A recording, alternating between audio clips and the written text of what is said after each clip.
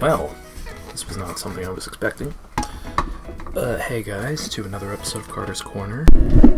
Get my microphone. Here's my microphone. So, it is currently February 26th, and I am doing this video because something new just came out.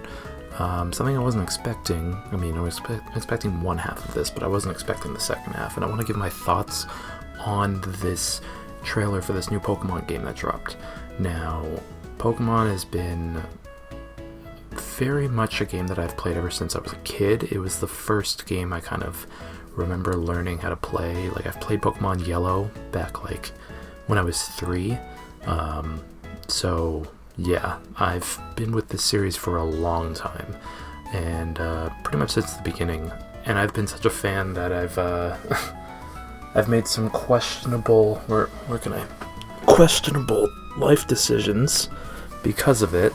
But honestly, I don't regret getting the tattoo. I still think Pokemon is like one of my favorite series, so I wanted to rep like what got me into gaming in the first place, and that was Pokemon. So I still kind of keep up with Pokemon and like all the stuff that goes on with the series, even the stuff that hasn't really been as good, like say Sword and Shield hasn't been the best Pokemon experience. It could be a lot better. Since Sword and Shield came out, everyone was kind of waiting on the next gen remakes of Pokemon Diamond and Pearl, because that was going to be coming up, and those were just announced as well today in a bunch of trailers that they dropped on YouTube. And the Diamond and Pearl remakes are going to be Pokemon Brilliant Diamond and Shining Pearl, I believe, which, not bad. I don't really remember what I thought those names were going to be, that they were going to put, the monikers they were going to put in front of this. But it's got very much like a chibi art style compared to, like, goddamn. It's got a chibi art style, and it's very much like in a completely different direction from the past Pokemon games, because it kind of mixes 2D sprites with weird chibi 3D models, especially on the overworld, and that's interesting, but wasn't what I was expecting. So yeah, those are on the horizon. I think those are coming out late 2021, probably closer towards like November or December. But then they also announced this new project, which I'm going to bring up on the screen now. So this trailer just came out for something called Pokemon Legends Arceus.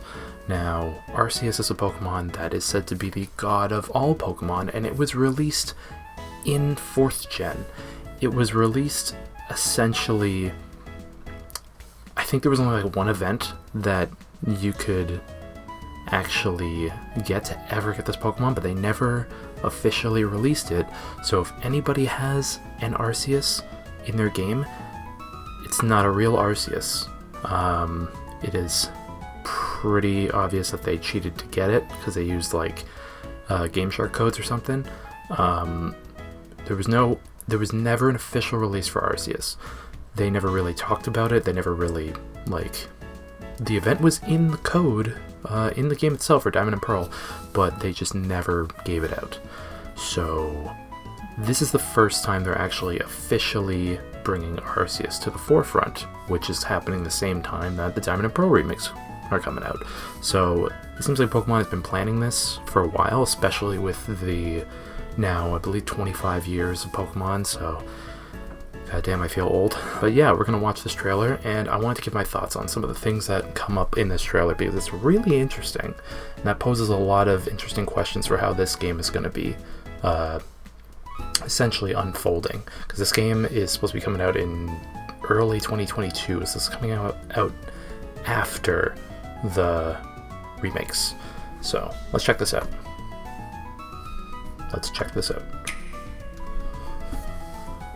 This is a tale from a long, long time ago, when the Sinnoh region was still only a vast wilderness. A certain village bustled with the comings and goings of people, while in the mountains and seas, Pokemon roamed as they pleased. So automatically this is going to be essentially they're calling it a pre-make, but this is essentially going to be like an old origin story of the Sinnoh region, I guess. Let's continue. It's got very much Japanese like inspiration for this, which is obvious, especially with these oil paintings. So you can see here they kind of are already showing off one of the best aspects from Sword and Shield that everyone loved, which is the wild area, and they're kind of incorporating the wild area into this game as well.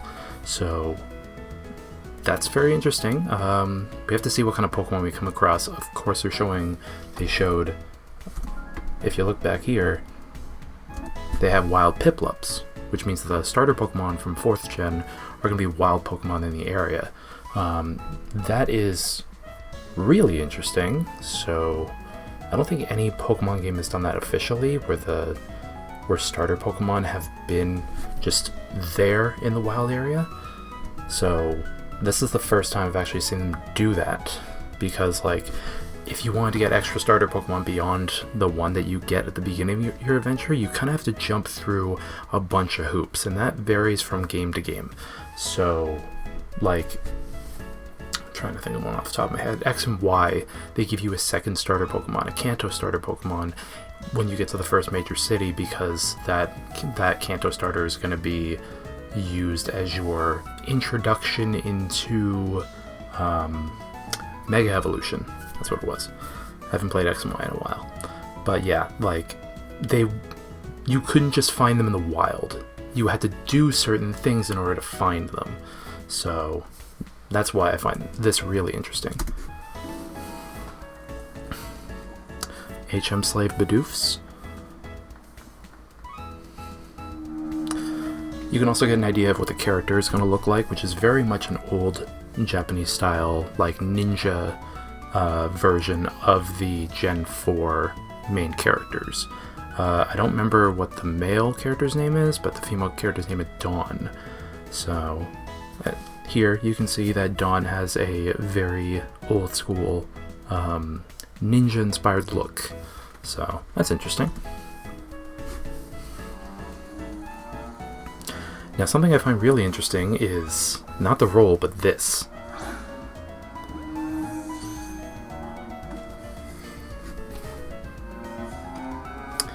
Now that's interesting, that they've found a way to completely mix in both the exploration phase and the battle and catching system for Pokemon, because those two aspects of this series have always kind of been very separate. You couldn't really do them at the same time, especially not in the main games, but this game is kind of like, it feels a lot more open world, and it feels a lot more,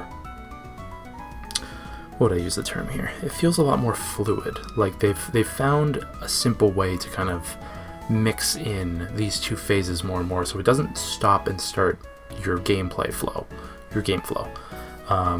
So you can kind of have like, this kind of feels more like the Breath of the Wild experience for me, where everything is kind of just like, unless you're pausing the game, like you can kind of just get lost in the game, and then there's no, like, this just feels very cool. That's what I'm gonna boil this down to. This looks really cool. So yeah, not only are you catching Pokemon in the main wild area overview, but you can also battle your Pokemon with different wild Pokemon, as you can see. So yeah, combat happens in real time, which is very interesting.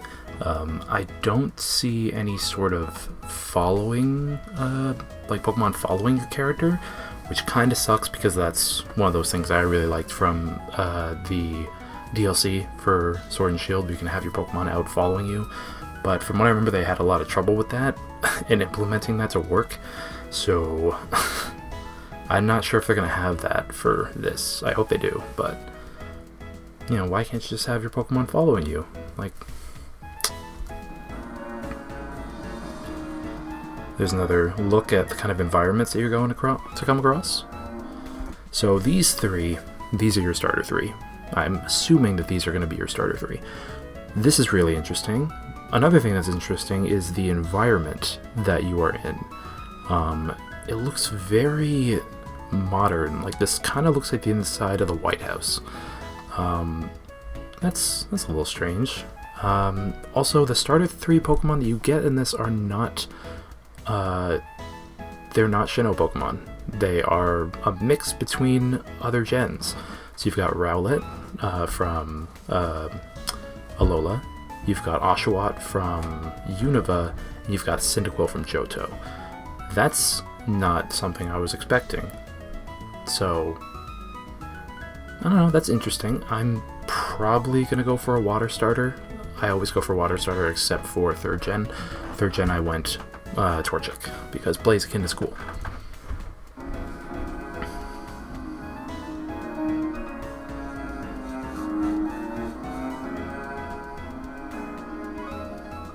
Alright, so we got our 3 starters.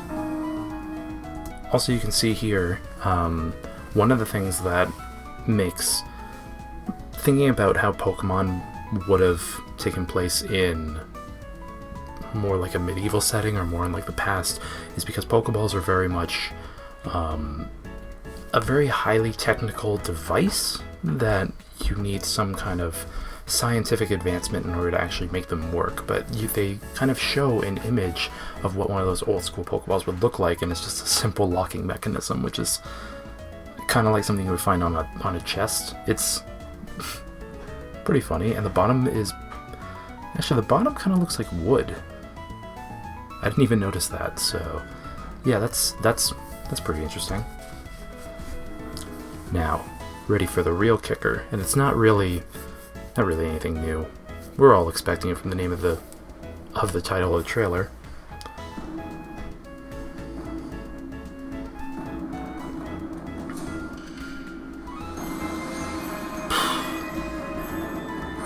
That boss. So, yeah, releasing worldwide early 2022. Arceus is a bad motherfucker. Like, oh my god. He's super powerful. That event where you could find him in, where you could find Arceus in Diamond and Pearl or Platinum, I can't remember which. I think it was just Diamond and Pearl, I'm not sure. But that event, when you found Arceus, he was level 80 when you had to go and fight him. My gosh, Arceus is a beast because he's considered kind of like the god of all Pokemon. So this is it's a big deal whenever you come across this. You're talking about literally the one that started it all, like even before Mew. So yeah, that's like, I have a feeling this is going to be a little more similar to probably like Let's Go Pikachu and Eevee, where this is more of a side game. I don't think they're going to do this same kind of experience, or this, actually they could. This seems like it's starting a Legends series, so maybe what they could do with this is that if this one, Pokemon Legends Arceus, does really good, they could actually talk about the legendary beginnings of other legendary Pokemon. You could jump back to, let me see, you can jump back to Johto for the 3 legendary dogs. I feel like you could do something with those 3. You could jump back to Hoenn with Groudon, Kyogre, and Rayquaza, the ones who really kind of like made the land, the sea, and the air. There's a whole bunch of new directions they could go for this kind of series, so I'm actually looking forward to this. But yeah, I'm not expecting it to be like the next mainline Pokemon game, like official Pokemon game. Like, it's not the next Sword and Shield, I hope. I hope it's better than Sword and Shield, to be honest, but that's what Bright Diamond and Shining Pearl should be. I'm hoping those are going to be the next kind of like better Pokemon games, like they're better than Sword and Shield, because Sword and Shield is kind of like I finished it, I got all the Pokemon in it, but I'm I haven't gone back to it in a while because I haven't really had the need to. So yeah, that's pretty much it.